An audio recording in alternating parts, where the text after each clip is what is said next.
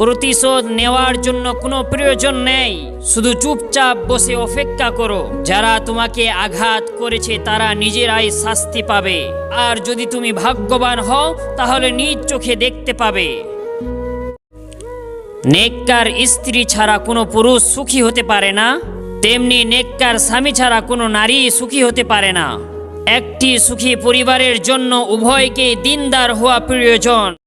দুনিয়াটাকে সাজাতে বিদেশ গিয়ে 10 বছর থাকতে রাজি, কিন্তু আখিরাত সাজাতে আল্লাহর ঘরে 10 দিন এতেকাফে থাকতে রাজি না। বিয়ে করে ঘরে চাঁদ নিয়ে আসেন, রাস্তায় মোমবাতি দেখার আগ্রহ কমে যাবে।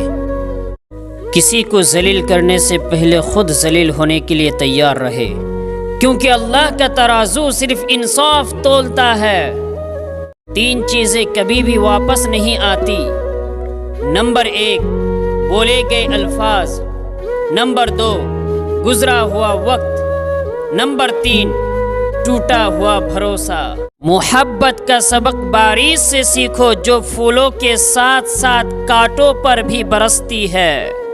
If people are trying to bring you down, it only means that you are above them.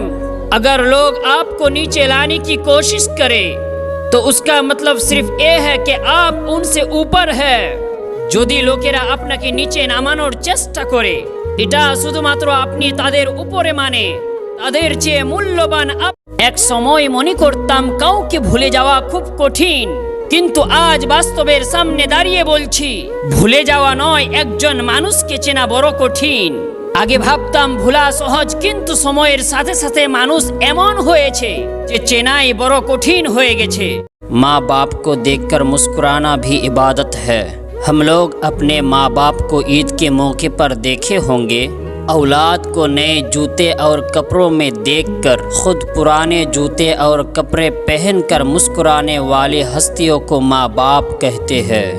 इसलिए मेरे भाई, बाजार से सब मिल जाता है, माँ जैसी जन्नत और बाप जैसा साया कभी नहीं मिलता। কারো পছন্দ হওয়াটা খুব সহজ, কিন্তু সারা জীবন তার পছন্দের হয়ে থাকাটা খুব কঠিন। অর্থ আর স্বার্থ দুইটাই মানুষকে পশু বানিয়ে ফেলে। অর্থ মানুষের অবস্থান পরিবর্তন করলেও স্বভাবের পরিবর্তন করতে পারে না। কথা বলেন ঠিক কিনা?